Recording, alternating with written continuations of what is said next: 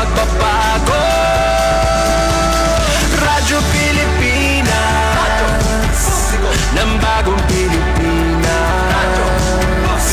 Radyo Pilipinas, ng bagong Pilipino. Mga proyekto ng Pangulo, damang-dama ang pagmamahal niya. Radyo Pilipinas, ang boses ng Pangulo.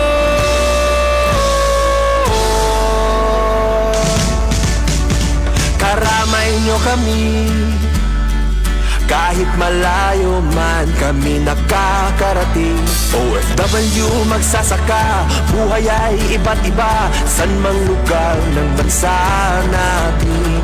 Tulay ng mga hinaing, ang problema ng bayan ating lulutasin. Tulay sa himpapawid, tulay ng pagbabago. Radyo Pilipinas, ng bagong Pilipinas. Radyo Pilipinas, ng bagong Pilipino. Mga proyekto ng Pangulo, damang-dama ang pagmamahal niya. Radyo Pilipinas, ang boses ng Pangulo.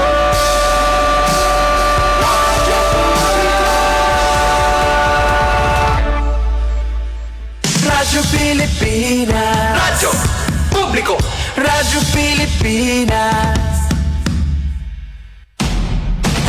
Good morning, Eastern Visaya. Maupay nga aga. Good morning. Mayong buntag. Maupay nga aga. Good morning, Eastern Visaya. Good morning, Eastern Visaya. Yes, good morning, Madyong buntag sa tibuok kalibutan nga nakatuto karon sa atong 104.7 FM ug nagtan-aw, no? Nagtan-aw sa atong Sibya, Madyong buntag, Pilipinas, Southern Leyte and Eastern Visayas. Ano karon ang atong tulumanon, ang atong pagasawan sa Tibok Eastern Visayas gikan sa atong mga sister stations ug ingon man sa atong mga kaubanan sa buhat para karong adlaw mga higala di natong makauban, no? Karong buntaga ang Radyo Pilipinas Calbayog City pinaagi sa atong acting station manager nga si Sir Jean Navilon. And good morning Sab. Diya sa Borongan, Eastern Samar, di nato makauban si Engineer Sok Aberia. O sa Philippine Information Agency, ato makauban si Steffel Lee Barrios. O sa DYDC-FM, si Glody Cayonda sa Eastern dito sa Visayas State University. Kayong higalag-alagad sa kahanginan Gemma Destiza uban ni Noel Palugod sa Master Control, pinagi sa pagpanguna sa atong station manager Dudens Alaras, sa support sa atong admin staff sila si Miss Rosemary Mikati, June Amora, and of course atong early bird nga si Goy Paul. Atong mga frontliners, mga higala sila si Aljon Malot, Miss Ria Mikate, Ruel Bugnos Jr., Miss Dalia Orit Atuil ug Jevic Epez. Ato ipadangat ang atong mga kalabuan dinhi sa atong dili si Glody, si Mikaela Gongora. Oy, hapit na raban mo graduate si Mikay. Invite on juta Mikay pohon. Okay, so atong takna mga higala, 4 minutos na pasado alas 8 sa kabuntagon. Okay, so ato na nga Good morning. ato na nga paghatag og lakat sa panahon dinhi sa atong lalawigan sa Southern Leyte sa pagkakaron mga higala. Ang atong kawanangan diri sa atong lalawigan mipakita naman si Haring Adlaw. Apan dita mo kumpiyansa kay naaraba karon ang gingon nga dunay ngilad sa panahon, no, nga masinati isab nato diri sa Eastern Visayas. Og sa atong supply sa kuryente 24 hours ang atong Soleco mga higala. Salamat Suleco, Southern Light Electric Cooperative. Ug ingon man ang atong supply sa tubig, hinon-hinay tungod lagi sa lakat nato sa atong panahon nga huwaw. So manang hinay-hinay pod ang ato nga kining supply sa kuryente. Ang atong tubig sa mga sakaong bahin. And sa atong peace and order situation, very manageable sa PNP, no? Ang atibok lalawigan o gani pa salamat ta kay atong PNP nang hatag jud sila og libreng helmet. Oo, libreng helmet sa mga motorista. Og sa uban pa nga mga lakat, no, diri sa Southern Leyte, way angay kabalakan kay atong lalawigan usa sa mga malinawon nga lalawigan sa tibuok nasod sa Pilipinas. Okay. So ato nang paminawon mga higala ug ato nang pangumustahon ang ato nga mga sister stations. Good morning, Eastern Visayas. Yes, Sir Jean? Wala pa, nagmuntar pa. So, diretso ta sa atong very smiling, murag nilapad nakapaldo. Di bitaw. Good morning, Miss Sok. Morning, Eastern Visayas. Visayas. Yes, daghang salamat sa naol, paldo. Yes, makunta, no? Makapaldo, tag-apil. Lisod na, makurin na. Ate Gemma, ate nala Ismailan, ito na ano pa mait nga mga challenges. Kiber, balitaw, didhihaman na syudad na Borongan. Okay, sito naman panahon, pero sa ring panim, dire kita tumagya, kay nasa ring itong pag-asa, apektado kita. Kami didi, Eastern Samar, special mention kami, Eastern Samar, ang Dinagat Islands, itong trough ni TC at Kaloy. Pero ay kala, mainit kami didi, as in, mapaso. Bisan kon medyo maarum hintalali, sugad-sugad balitaw itpaso, hindi riyan, diri na diffuse, diri na higagawas, naglilinim buyugla. Salit, malalain iton atin na pag-aabat, hit ka mapaso, ilabinahin, tika urunto. O iton aton ngayon, didi, mga gwaping, mga super taking engineers Mark. Ay baguin hiyang konektado ha aton, Ma'am Gemma, DYS sa PBS, Philippine Broadcasting Services, sa BBS, si Engineer Mark. So, dito naman mga taking engineer Mark and Engineer Arvida Diyos. Then, syempre, ginmamayuyo kami, ginpapalanggay itong amon SM ni Ate Ruth Rivera Abunda nga kinanglan jud. Magkumbira kami today kay full pledge ng SM. Itita Ruth, Ma'am Gemma. Nagpapamulat na lang kami hinhin imbitasyon, kobitasyon.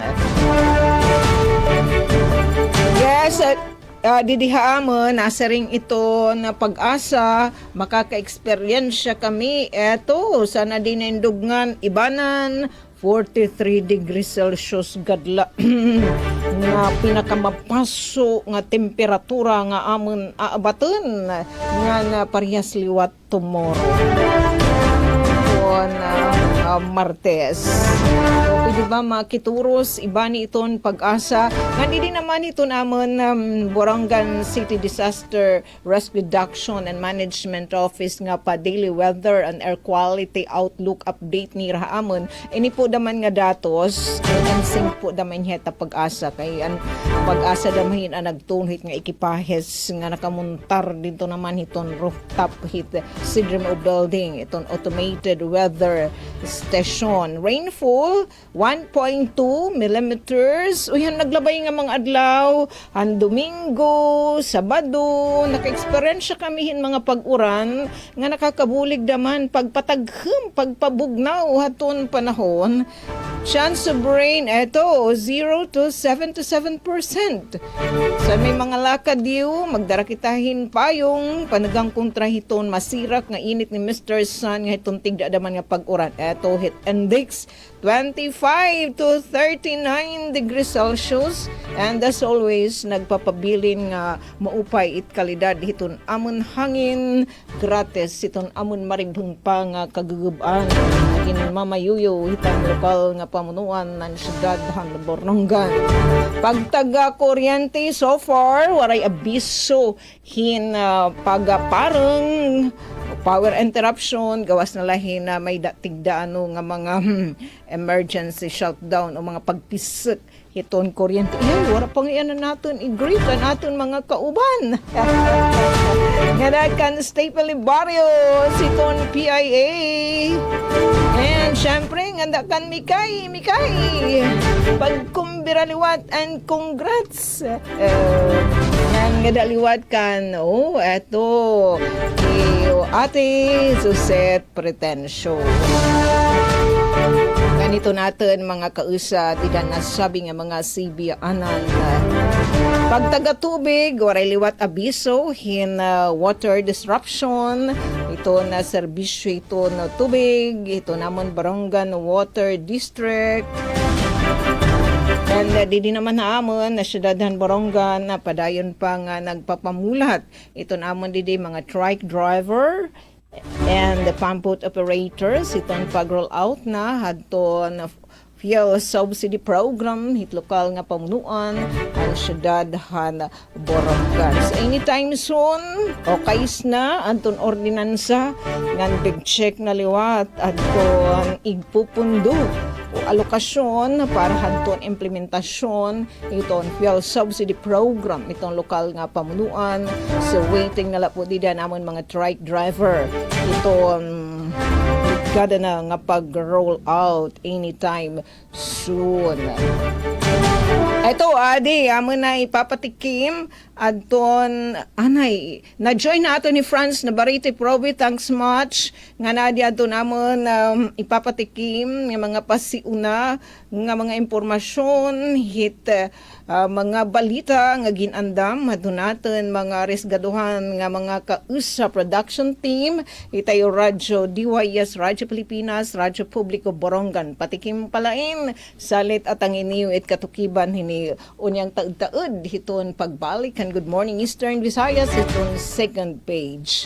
GSIS nag-turn over hin 400,000 nga kantidad hin ay city equipment humonhon National High School habung tuhan giwan.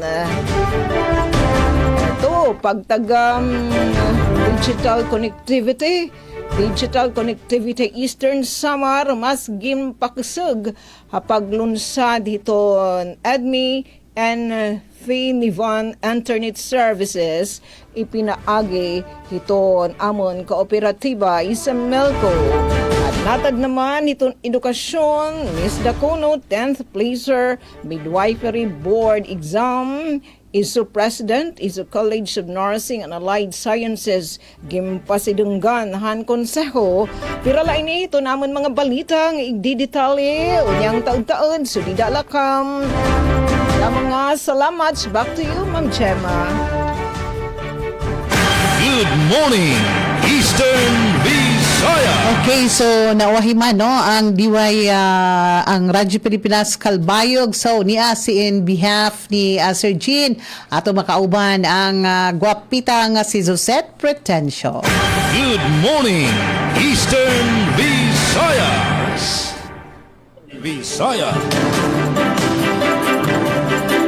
Yes, daw mga salamat at drama. Nga madyong buntag dila sa iyo sa RP Sugod. Bugos nga puwersa, syempre sa pagpamuno ni Sir Dindo Alaraz. Ngan mo pa nga aga gihapon sa aton kaupod yan sa RP Borongan. Yes, good morning Ate Soka Bereya. Ngan sa bugos nga puwersa sa RP Borongan sa pagpamuno ni Ma'am Ruth Rivera Abunda. Congratulations ngayon kan Ma'am Ruth sa pagiging full-pledge nga station managers and RP Borongan. Nga Ngan, okay nga aga gihapon sa aton ka PCO. Yes, good morning, Ma'am Steffi Libarios. Ang sa bugos nga pwersa sa PIA, Philippine Information Agency, sa pagpamuno ni Sir Rian Arinto. Ngan, okay nga aga gihapon sa aton kasugbong sa Academe. Okay nga aga sa DYDC-FM. Aton yun ang mga kaupod, si Ate Mikay. Yes, good morning, Ma'am Micaela Gongora. Ngan, sa aton sa iyo, Station Head, Dr. Cristina Gabrilio. Yes, ang aran sa naman ni Acting Station Manager, Hinaro Navalon.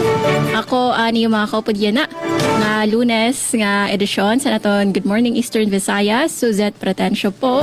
Nga kaupod liwat naton dide sa Master Control, si Joven Cardenas, nga si Raizano Barandino.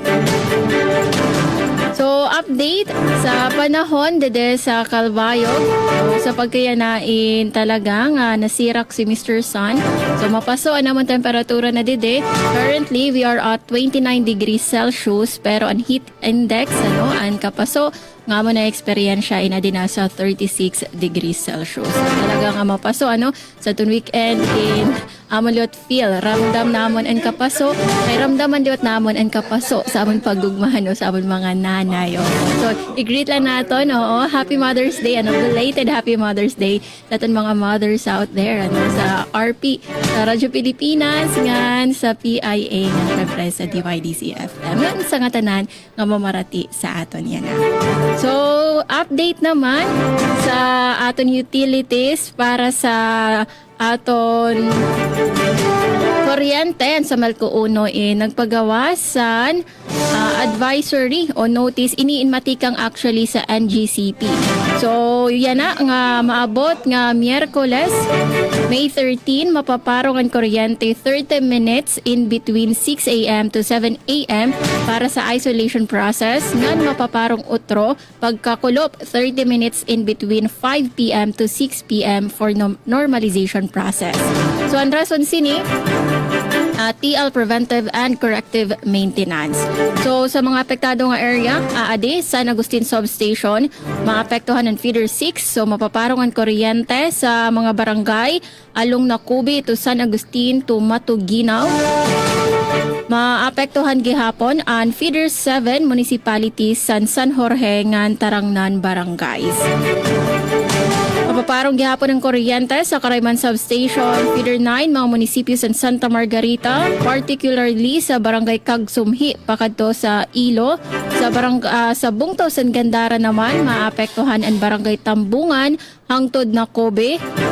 Maapektuhan gihapon ang mga barangay sa Bungtaw, San Pagsanghan, ungay na ang Binalayan, Lahong, Dapdap, ngan Talinga. Ngan para dide sa Calbayog, ang mga magba-brown out. Yan ang May 9, mga barangay sa Capoocan to Obrero, ungay na ang Pandayan to Gaisano, Payahan to Dagum, JD Avellino Street to Hospital Site, Pido to Cagboborak, Magsay sa Extension to Narcisa, Kalakip na ang Rawis ngan Bagakay to Karayman, Barabod to Monbon, Santa Margarita. Ngan pagka Thursday, may adaliwat pagkaparong pasin kuryente. So May 14 and 15 ini actually. So Thursday and Friday, mapaparong ang kuryente 30 minutes in between 6 a.m. to 7 a.m. and 30 minutes in between 5 p.m. to 6 p.m. Rason naman sini, maintenance activity along Paranas to Bliss 69 kV line. So ang mga maapektuhan nga mga substation, ng mga barangay, San Agustin Substation, mapaparong ang kuryente sa Feeder 6 barangay sa along Nakobe to San Agustin to Matuginaw, or Feeder 7 mapaparong ang kuryente sa mga munisipyo sa San Jorge ngan Tarangnan barangays. Ngan mapaparong gihapon ang kuryente sa Karayman Substation, maapektuhan ang munisipyo sa Santa Margarita, Gandara, barangay San Pagsanghan, ungay na ang Binalayan, Lahong, Dapdap ngan Talinga. Ngan didiliwat sa Calbayog, mapaparong maapektuhan ang Feeder 10, diingin ko komponer sa mga barangay along Capoocan to Obrero, Kalakip na ang Pandayan to Gaisano, Payahan to Dagum, JD Avellino Street to Hospital Site, Pido to Cagboborak, Magsay sa Extension to Narcisa, including Rawis, Bagakay, to Karayman ngan Barabod to Monbon, Santa Margarita. So asya to naton scheduled na power interruption. So Wednesday, Thursday, and Friday. Mao nga mag-andam kita, charge nato mga devices, aton mga power banks and power station. Para naman sa tubig, so good news in waray man nagpagawas ang Calbayog Water Company Incorporated sa pagluya o pagkawara sa abid sa tubig. So inaton ta nga magduro-diretso iniyan. So anyway, sa ato naman peace and order situation, ang Calbayog nagpapabili naman nga generally peaceful. Alright, para sa mga nahikay nga balita, adi namon mga top stories of the day, adi namon mga laray uluhan. Department of Science and Technology nagbuhat site assessment sa hot spring sa Calbayog para sa green drying technology. Samtang 10,000 ka pesos kada delegate sa Calbayog iginhatag como suporta sa pag-uyag sa Palarong Pambansa 2026. 1,750 ka kilo nga bugas ilarom sa BBM Rice Program ginbaligya o gindistribuer sa vulnerable nga sektor sa Basay, Samar. Ngan gobyerno probensyal sa Northern Samar ginparigon ang katungod sa mga pasyente.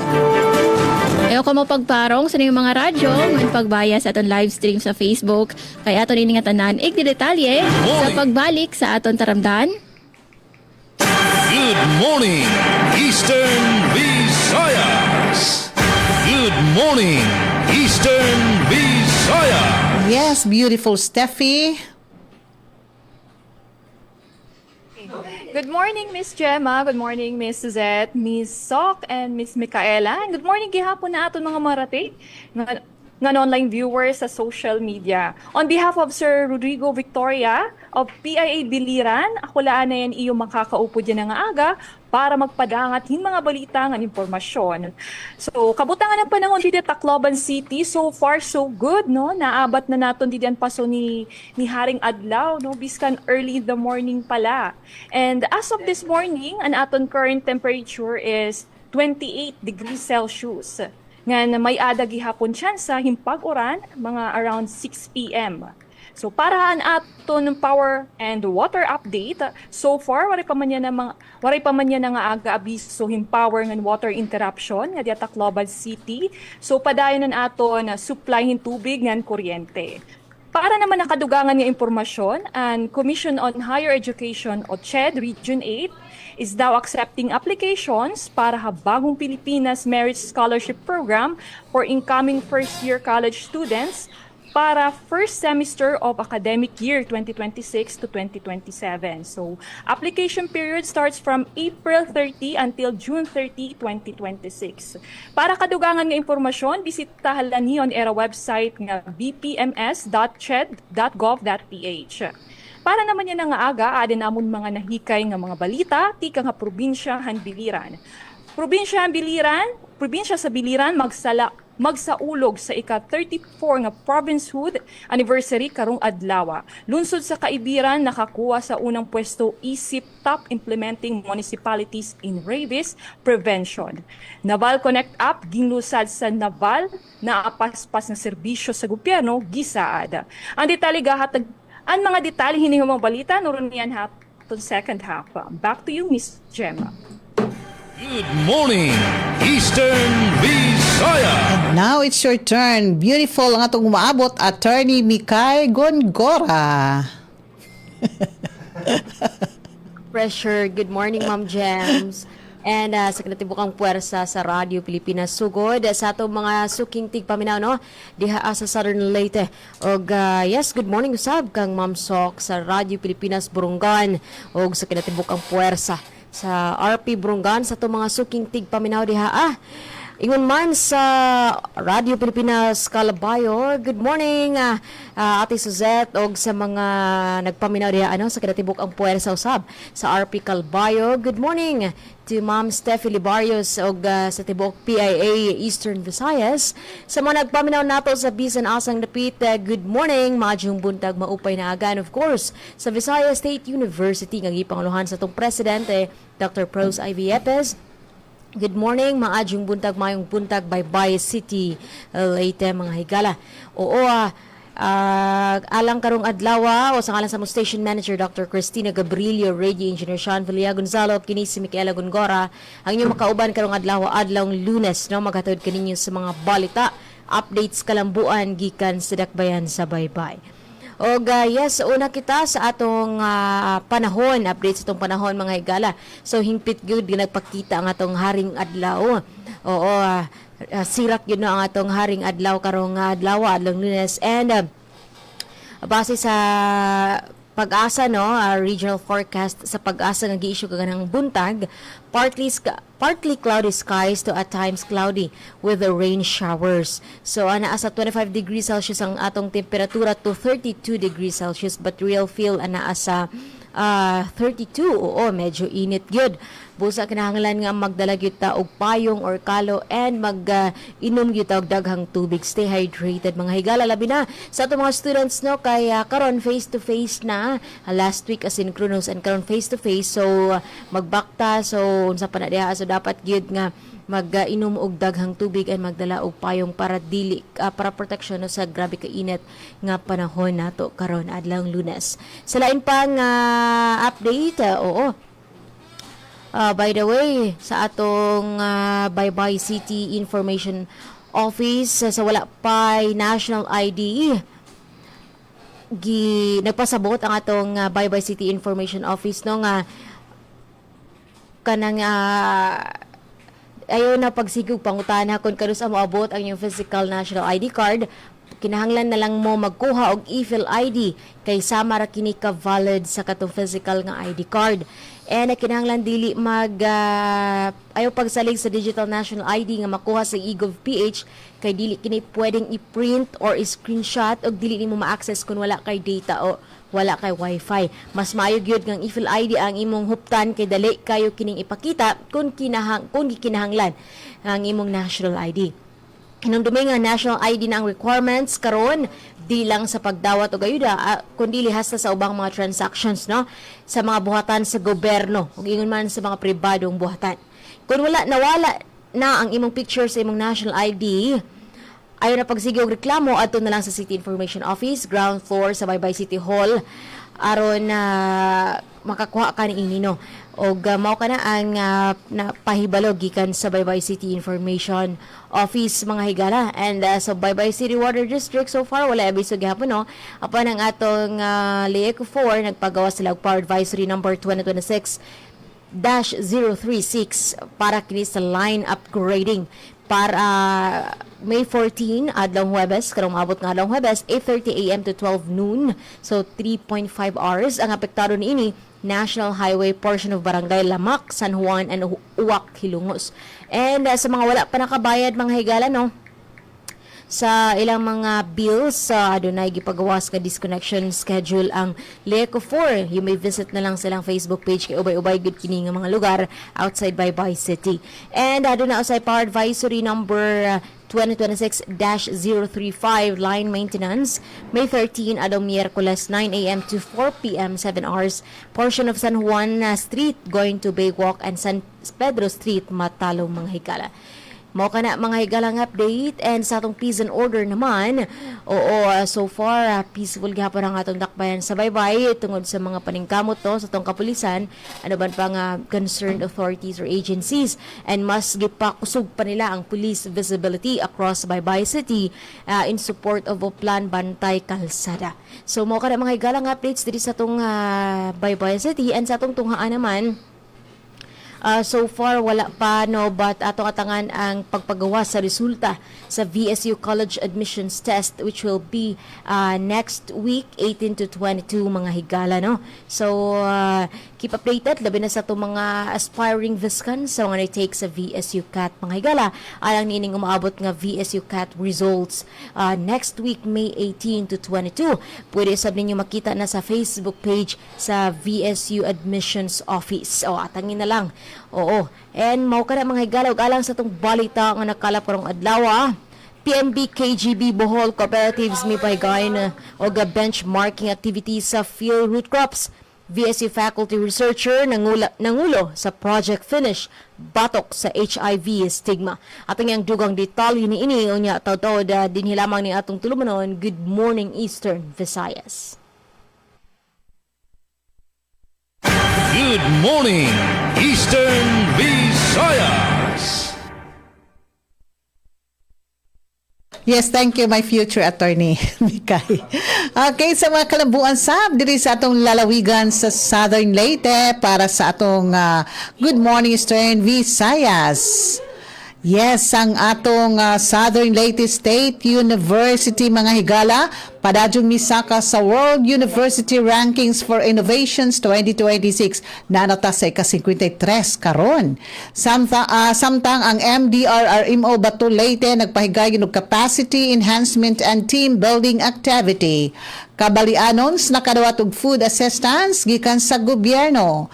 Pagpatuman sa curfew hours sa hinunangan gihugdan sa kapulisan.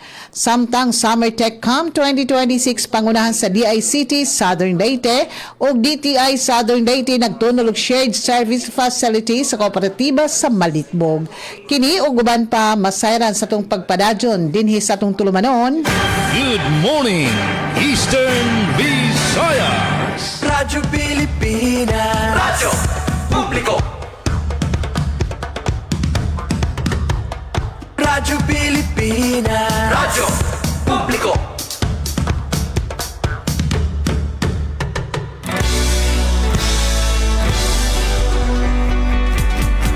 Mahalagang mga balita, napapanahong impormasyon. Kami ang inyong gabay pag may bagyo at sakuna. Serbisyo ng gobyerno kapag may nangangailangan. Mga proyekto ng Pangulo, damang-dama ang pagmamahal niya. Tulay ng mga hinaing, ang problema ng bayan ating lulutasin. Tulay sa himpapawid, tulay ng pagbabago. Radyo Pilipinas, Radyo Publiko. Ng bagong Pilipinas, Radyo Publiko. Radyo Pilipinas, Radyo Publiko. Ng bagong Pilipino. Mga proyekto ng Pangulo, damang-dama ang pagmamahal niya. Radyo Pilipinas, Radyo Publiko. Ang boses ng Pangulo.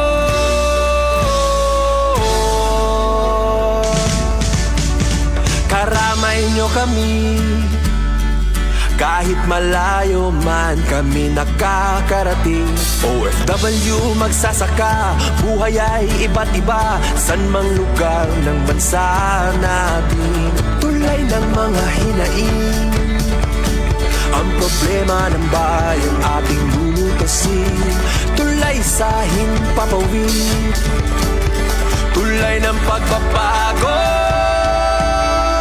Radyo Pilipinas, Radyo Publiko. Ng bagong Pilipinas, Radyo Publiko. Radyo Pilipinas, Radyo Publiko. Ng bagong Pilipino. Mga proyekto ng Pangulo, damang-dama ang pagmamahal niya.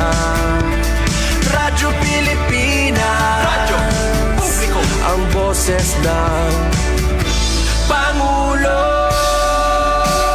Radyo Publiko. Radyo Pilipinas, Radyo Publiko. Radyo Pilipinas. Good morning, Eastern Visayas. Yes, we're back. Mga suki na tuntig paminaw dinhi sa atong Sibianan sa Good Morning Eastern Visayas. Og dito ta maglangay ato na ipadangat ang ato nga mga informasyon gikan sa atong mga sister stations. Again, ato sequence RP Calbayog, Borongan, PIA, DYDC o kita sa Radyo Pilipinas Sogod. Good morning, Eastern Visayas. Yes, da mga salamat at Gemma ngan para sa siyahan nga balita matikang dide sa Radyo Pilipinas sa Radyo Publiko Calbayog, Department of Science and Technology nagbuhat site assessment sa hot spring sa Calbayog para sa green drying technology. Detalye pamatian naton matikang sa report ni Charmaine Perito Balvez. Radyo Pilipinas Report. Ginkikita sa Department of Science and Technology, DOST Region 8, ang mapaso hot spring sa Barangay Rizal 2, Calbayog, Samar, como posible nga lokasyon para sa usang sustainable drying technology. Ginbuhat ang technical ug site assessment como parte sa pag-aradman para sa solarized hydrothermal dehydrator, usang nga makabag-o nga teknolohiya na naggamit geothermal ug thermal energy tikang sa hot spring ug adlaw para sa pagdrying sa mga produkto agrikultural ngan isda. Katuyuanan sa proyekto nga maibanan ang paggamit sa fuel-based drying system ug makahatag sa mas mura ngan eco-friendly nga alternatibo para sa mga rural nga komunidad. Ginasas sa lugar ang temperatura sa hot spring, accessibility ug ang distansya sa mga benepisyaryo para matudlok ang pagiging angayan sini sa proyekto. Ginpaunahan ang aktibidad ni Provincial Director Evelyn Bacara Tablante, kaupod ang mga DOST engineers ug mga opisyal sa LGU Calbayog.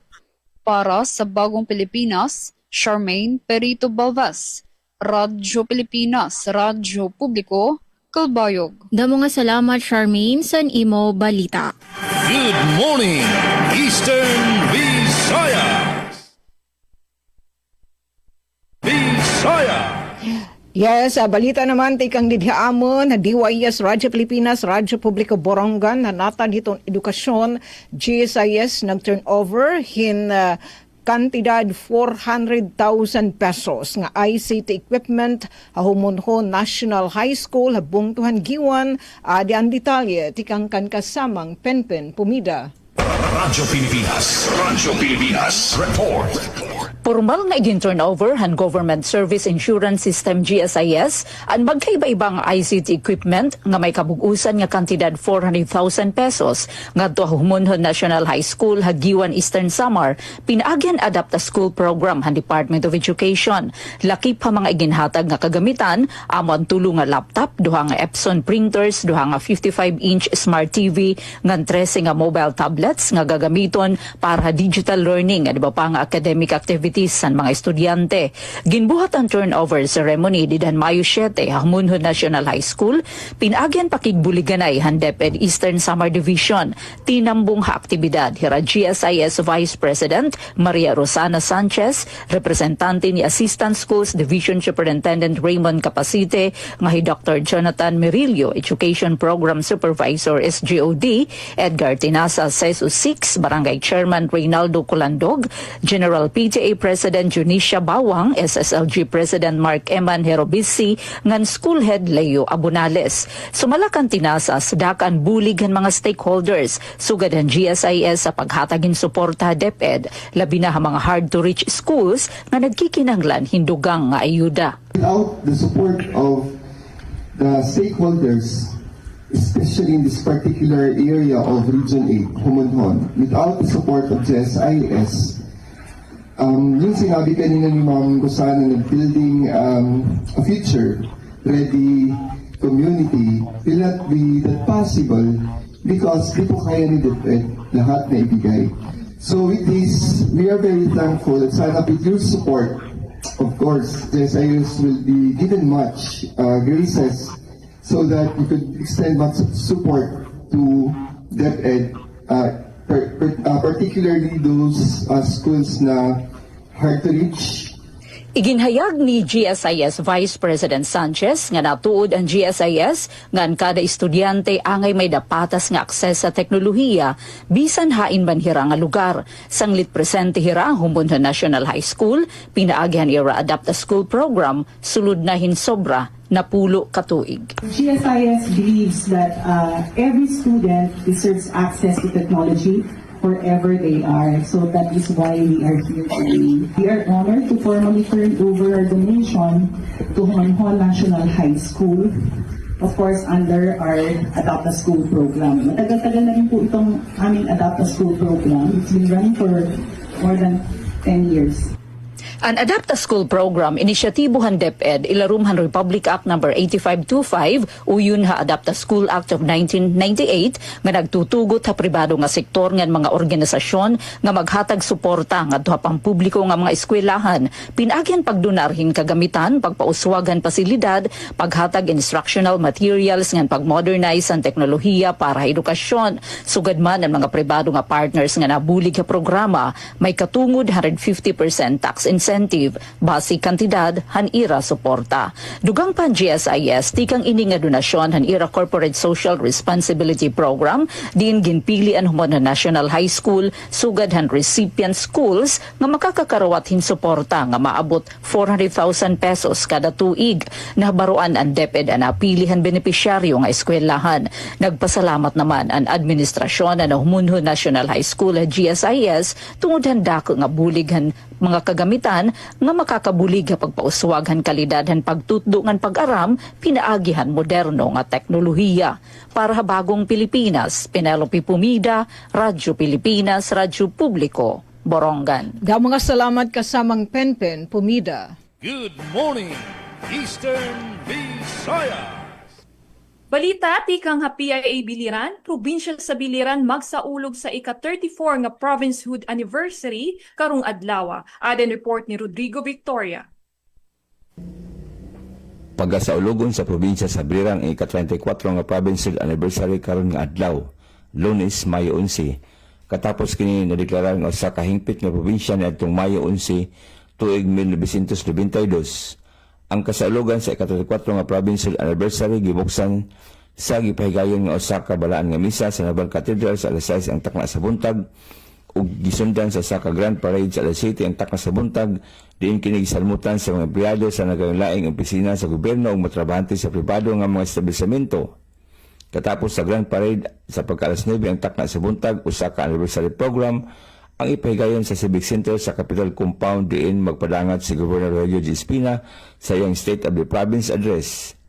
Kalakip usab sa anniversary program ang awarding sa Best Performing LGUs in Rabies Prevention Program ug ang pag-turnover sa mga chiki sa apuhang biliranon, farm inputs, livestock, and poultry, swine, carabao o chickens.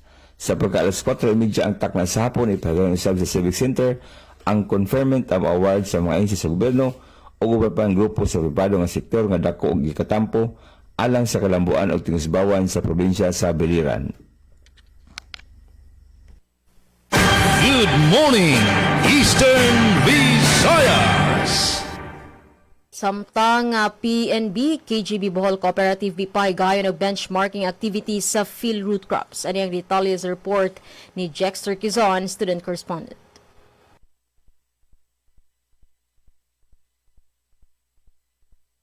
Malampusong benchmarking activities sa PNB KGB nga usa ka multi-purpose cooperative sa Bohol ang gipahigayon sa field root crops ni adtong Mayo 4 hangtod 5, 2026 sa Visayas State University nga nagtinguha nga mapalawom ang kahibalo sa produksyon, pagproseso ug value-adding innovation sa balanghoy. Ang kalihukan gipangunahan sa field root crops uban sa pakitambayayong sa Race 8 ETBI diin gipresentar ang mga programa, teknolohiya ug research initiatives nga may kalabutan sa industriya sa balanghoy. Apil sa gisgutan sa maong aktibidad ang papel sa VSU Technology Business Incubator kon VSU TBI sa pagsuporta sa mga agrikultural nga mga enterprise. Uban sa mga aktibidad sa benchmarking mao ang pagbisita sa mga laboratorio, processing facilities o production areas sa field root crops aron masuta ug makakat-on ang mga delegado sa modernong teknolohiya ug mga pamaagi sa proseso o produksyon sa balanghoy. Matod pa sa field root crops nga ang maong kalihukan gilauman nga makatampo sa pagpalig-on sa operasyon, produksyon ug value-adding initiatives sa kooperatiba.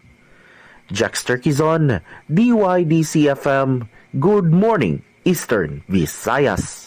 Daghang salamat, Jexter Quizon.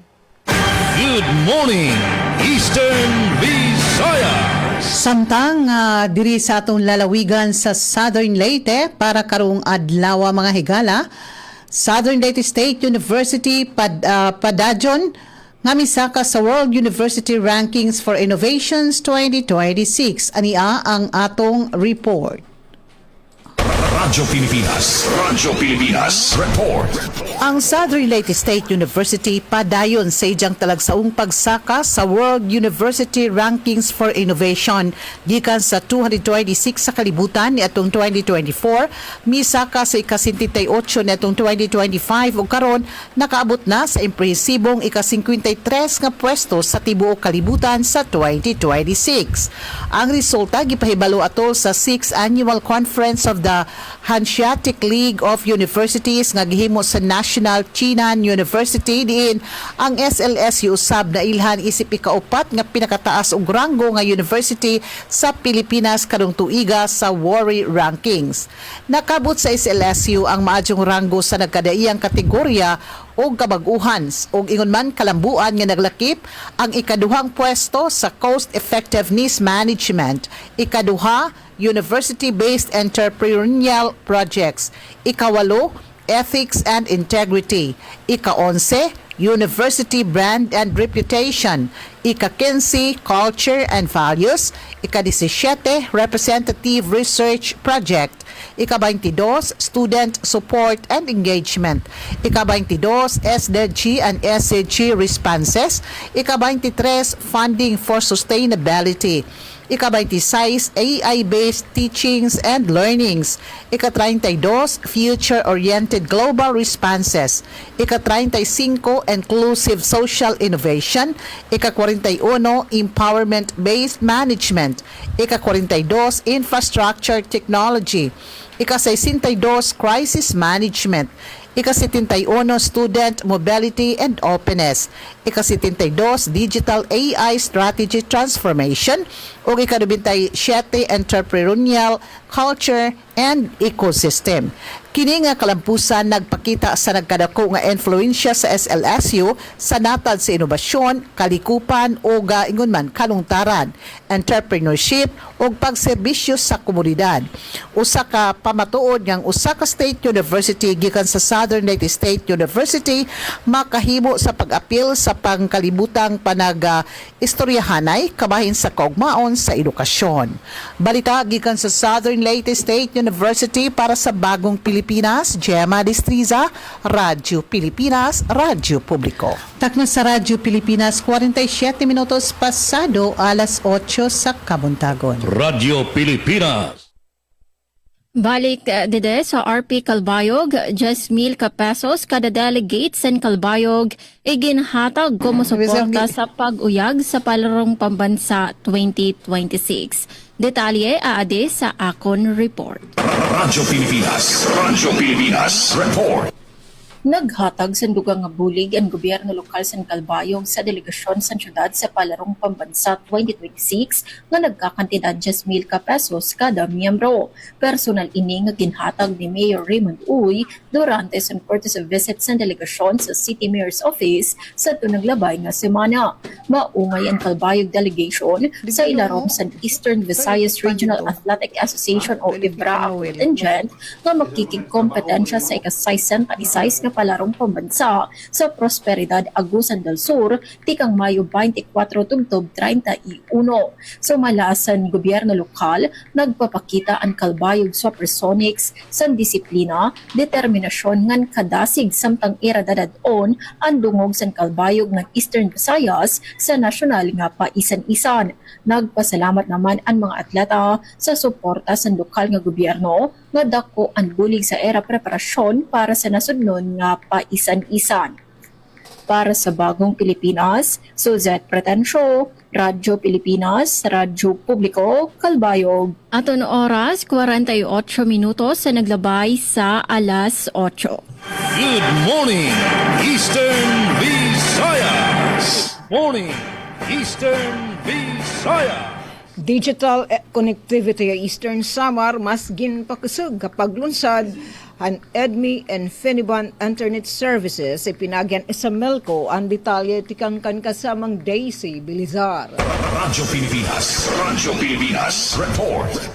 Opisyal na nga iginlunsad ang EDNI Infinivan Internet Services diya Eastern Samar. Pinagihin makasaysayan nga partnership habot nga han Eastern Samar Electric Cooperative, EVIX Digital Network Incorporated ngan Infinivan Incorporated. Ang formal nga paglunsad in gindumaray sa Melco Main Office, Borongan City. Ginpangunahan ni General Manager Attorney Jose Michael Edwin Amancio, EDNI Director Attorney Emmanuel Sanyo, Infinivan Vice President Ambrosio Co, ngan isa Melco Board President Rinaldo Herna.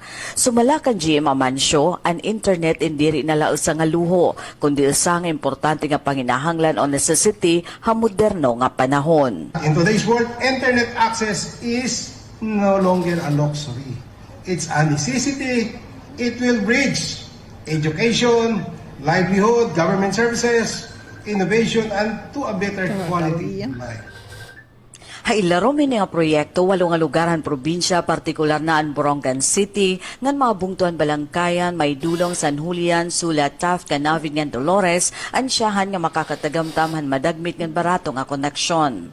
Pinaagan konsepto nga digital bayanihan, gagamitan han isa Melcoan ira mga posting and fiber routes, agud maging digital backbone han probinsya. Dirilay ni para mga panimalay, inigihapon ang magiging pundasyon han pagiging smart grid han isa Melco para mas epesyente nga serbisyo ngan mas paspas nga pagresponde ha mga power interruption. Hapakig binuligay ha Infinivan ngan EDNI sobra 30 milyones pesos ang iginpuhunan para 150 kilometers nga fiber optic cables nga aman hihimuon nga highway han digital nga kabubuwasan ng Eastern Samar. Nga ni ihapagkayana nagana na ang free public wifi ha mga importante nga lugar han syudad. Sugadan Borongan City Transport Terminal, City Plaza, Baybay Boulevard, Eastern Samar Provincial Hospital, ngan Radyo Pilipinas, Borongan. Embrace innovation to expand opportunity and to build a future where no community is left disconnected. Because when we connect our people, we strengthen our economy. We uplift our communities and we empower generations to come. Ang nasabi nga internet service na bilab din na yan na din niya syudad ang Borongan. Hailaroman affordable nga reliable EDNI plan, unlimited ang internet nga wala data capping. Para ang residential plan, 200 Mbps, 1,550 pesos ang binulan. Samtang ang pinakabarato, 50 Mbps, 650 pesos ang monthly. May ada installation fee nga 600 pesos nga 1 month deposit. Para naman ang small and medium enterprises nga wholesale plans, 1 Giga Max in 7,750 pesos and monthly, samtang ang pinakabarato plan 300 Mbps, 2,250 pesos and monthly. Samtang ang installation fee 1,200 pesos ngan may ada gihapon 1 month deposit. An application in bubuhatan na isa Melco Main Office, Barangay Cabong, Borongan City. Para Habagong Pilipinas, Daisy Lalosa Bilizar, Radyo Pilipinas, Radyo Publiko, Borongan. Mga salamat kasamang Daisy Bilizar. Good morning, Eastern Visayas.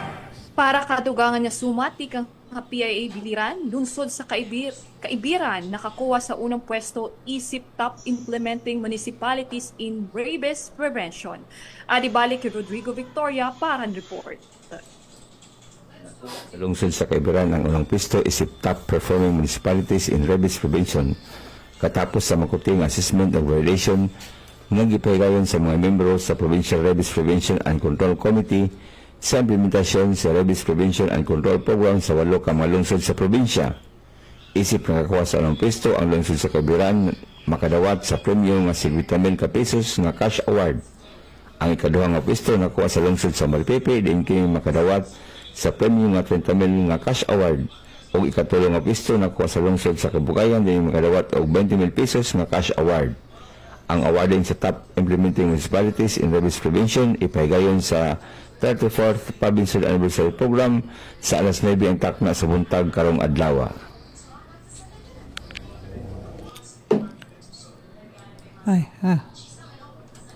Good morning, Eastern Visayas. Samtang, balik diri sa atong lalawigan sa Southern Leyte para karong adlaw mga higala.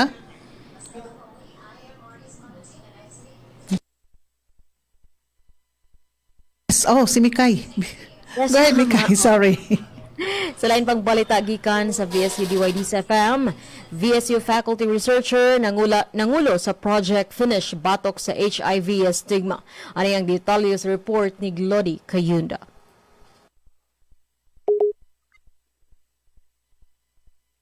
Padayon ang pakigbatok sa kalibutan batok sa human immunodeficiency virus kun HIV, apan bisan pa sa pag-uswag sa medisina o pagtambal, nagpabilin gihapon ang kahadlok, sayop nga impormasyon o diskriminasyon sa mga adunay HIV. Tungod niini gipanguluhan ni Dr. Janet Alexis A. De Los Santos, usa ka researcher sa Visayas State University kun VSU, ang Project Finish o sa inisyatibo nga nagtumong sa pagpalambo sa kahibalo bahin sa HIV ug sa pagdasig sa pagkamaluluyon ug pagsabot sa komunidad. Ang proyekto nagtuo nga ang kahibalo mao ang pinakamaayong tambal batok sa kahadlok, pinaagi sa klaro ug sayon sabton nga impormasyon, gitinguha sa Project Finish nga wagtangon ang mga sayop nga pagtuo bahin sa HIV ug paghimo og luwas nga espasyo alang sa bukas nga panaghisgot. Usa sa mga pamaagi sa proyekto mao ang peer-to-peer approach. Diin ang mga miyembro sa komunidad gidasig sa pagpakaylap sa hustong impormasyon ngadto sa ilang pamilya, higala ug silingan aron mapaligon ang suporta ug kahibalo sa komunidad. Gipasiog dausab sa proyekto ang importansya sa kolaborasyon tali sa mga organisasyon ug individual aron mapalambo ang kahimsog, respeto ug pagkamaluluyon sa katilingban. Pinaagi sa Project Finish, gilauman nga mas masabtan ng HIV pinaagi sa respeto ug responsibilidad, imbis nga kahadlok ug diskriminasyon. Gikan sa VSU DYDC-FM, Glody Kayunda, Good Morning, Eastern Visayas. Good morning, Eastern. Good morning, Eastern Visayas. Thank you, Mikay. Ug atong balikan diri sa atong lalawigan sa Southern Leyte, MDRRMO Bato Leyte nagpahigayon og capacity enhancement and team building activity. Ang report ni Chevic Epez. Radyo Pilipinas report. Gipakita sa lokal nga pagamhanan sa Bato, lalawigan sa Leyte ang ilang padayon nga suporta alang sa kayuhan o professional nga pagpalambo sa mga responder sa Municipal Disaster Risk Reduction and Management Office kun MDRRMO pinaagi sa pagpahigayon sa duha ka adlaw nga capacity enhancement and team building activity nga gipahigayon niadto na kalabay nga semana dito sa Canigao Island, lungsod sa Matalom. Anaso nga inisyatibo kabahin sa panikabot sa LGU aron palig-on ang kaandam, koordinasyon ug panagiusa sa mga personnel nga nagatubang sa nakadaiyang emerhensiya ug kalamidad sa lungsod. Pinagi sa nasing structured exercises o team activities, gipalambo ang teamwork, komunikasyon o pasalig sa matag responder aron mas mapalambo pa ang ilang serbisyo sa lungsod. Gipa sinunggan usab ang liderato ni Attorney Louis W. Sueco, ang MDRRM officer sa LGU Bato nga nagpadayon sa pagdasig sa kultura sa pagkat-on o pagpalambo sa kapasidad sa mga personnel. Sa iyang suporta o ang iyang suporta o pag-ila sa kahago sa MDRRMO personnel nakahatag og inspirasyon sa mga partisipante aron aktibong moapil sa matag kalihukan. Ni salmot usab og napakita siya nga presensya si Mayor Brian L. Hertos din siya nga mensahe siya nagpamatuod sa lig-on nga commitment sa LGU sa pag-atiman og sa kaayuhan sa mga responders. Gipasiog na sa mayor ang importansya sa preparedness, resiliency ug panagiusa isip pundasyon sa epektibong pag-alagad sa katawhan labi na sa panahon sa kalamidad ug emerhensiya. Balita gikan sa lungsod sa Bato, probinsya sa Leyte para sa Bagong Pilipinas, Jevic Epis, Radio Pilipinas, Radio Publiko. Takna sa Radyo Pilipinas, 58 minutos pasado alas 8 sa kabuntagon. Good morning, Eastern Visayas. Para sa katapusan nga balita, dito sa RP Calbayog, 1,750 ka kilo nga bugas ilarom sa BBM Rice Program ginbaligya o gindistribuer sa vulnerable nga sektor sa Basay, Samar. Detalye sa pagbalik ni Charmaine Perito Balvez. Radyo Pilipinas report. Umabot sa 1,750 ka kilo san bugas ang gindistribuer o ginbaligya sa kantidad nga 20 pesos kada kilo. Ilarom san 20 bigas meron na program sa kadiwan ng Pangulo sa Basay, Samar. Kada pamilya nakakarawat tag 5 ka kilo nga bugas nga ginwahig sang programa para makatagamtam ang mga vulnerable nga sektor sa komunidad. Ang Benting Bigas meron na program nagtutuyo mapakusog ang food security ug maibanan ang garastuson sa mga pamilya nga nabubugatan sa presyo sa mga paraliton. Durante sa programa, ginpasabot sa publiko ang pagpasar sa ordinansa pinaagi sa sangguniang bayan para masigurado ang padayon nga pagpatuman sa programa ug padayon nga supply sa mura nga bugas nga ginlalauman makakabulig sa mas damo pa nga pamilya nga nanginginhanglan. Para sa Bagong Pilipinas, Charmaine Perito Balvas, Radyo Pilipinas, Radyo Publiko, Kalbayog. Damo nga salamat, Charmaine, sa name report. Nga naton oras, punto 9:00 na sa aga. Mawawara na kita oras kami mananamilit na dede sa RP Calbayog. Damo nga salamat sa ako nakaupod nga news contributor Charmaine Parito Balvez. Ngan syempre sa ato nakaupod sa Master Control. Damo nga salamat kanda Joven Cardenas, Raizano Barandino. Ngan sa ngaran sa namon acting station manager, ako otro ini si Suzette Pretencio. Iyo nakaupod yan nga Lunes nga edisyon sa atong taramdan. Good morning, Eastern Visayas. Good morning, Eastern Visayas. Yes, sugad man didhamon nga side the DYS Radyo Pilipinas Radyo Publiko Borongan ni kamiliwat and temporary nga mananamilit. Ang aran po ito namon ni Sem kanati Ruth Rivera Abunda kan Chef Tecudes kan Kuya Buboy ito namon admin nga naman di mga super taking engineers Mark and Arvi de Jose nga niton mga tig-kontroberan balita Ate Pen, Ate Daisy, Ate Sok damo nga salamat. Good morning, Eastern Visayas. Tikang naman didiha PIA, amoton kabubusan ng amon mga balita nga nahikay. Damo nga salamat ang aton naging news contributor, yan nga aga, Sir Rodrigo Victoria Biliran GIC, hangaran ng amon regional head, Sir Rian Narinto, ako naman ni Steffi Liborios, nagsisiring, good morning, Eastern Visayas. Good morning, Eastern Visayas. Yes, sa temporaryo ng subkami nga manamilit, din nila nang tapos ang partisipasyon gikan sa VSU DYD sa FM. Sa kalan sa mong station manager Dr. Cristina Gabrilio, radio engineer Sean Villa Gonzalo, kini si Mikael Agongorag, ako nakauban kaniya sa Jexter Quezon ug Ludi Kayunda. Alam niya atong tulumanon, good morning Eastern Visayas. Good morning, Eastern Visayas.